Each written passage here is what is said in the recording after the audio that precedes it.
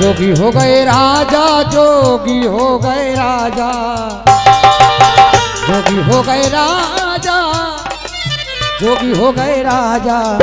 हम कहाँ जोगनिया बना गए, अपन जोगी हो गए राजा।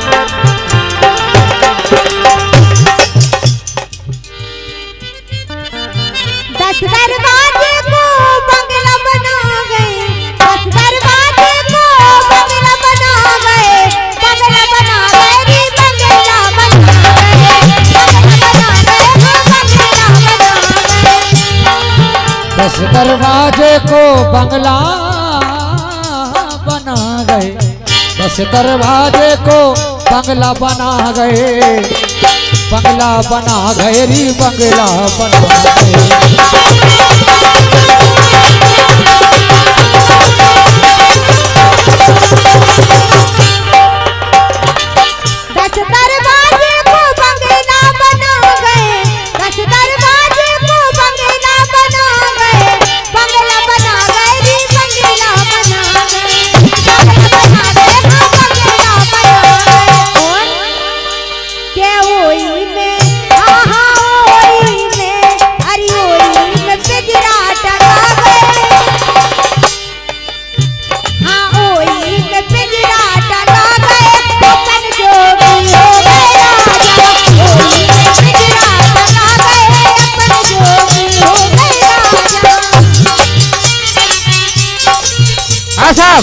धन सिंह कुशवाहा किताबर तहसील सुरेंद्र वालों की तरफ से कलाकार को 50 रुपये का पुरस्कार दे रहे हैं। धन्यवाद।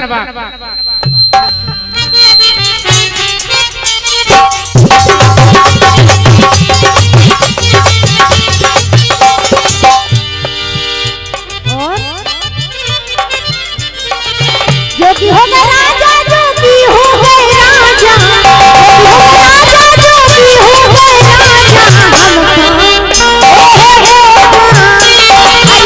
हम जो बलिया बना गए, अपन जोगी हो गए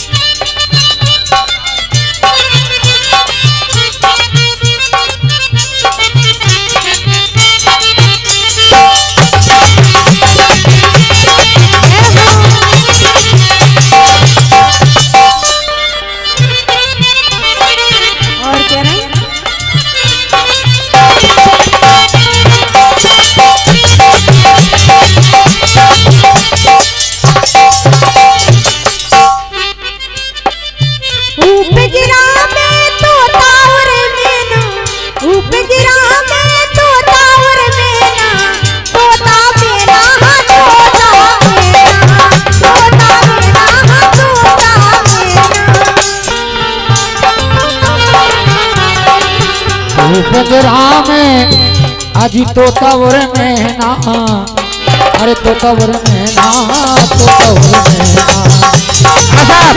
गुलाब सिंह जी गोला खड़े वालों की तरफ से, तहसील शमशाबाद वालों की तरफ से कलाकार को 50 रुपए का पुरस्कार देते हैं और थोड़ी उनकी फरमाइश है कि राय कोई सी है भैया।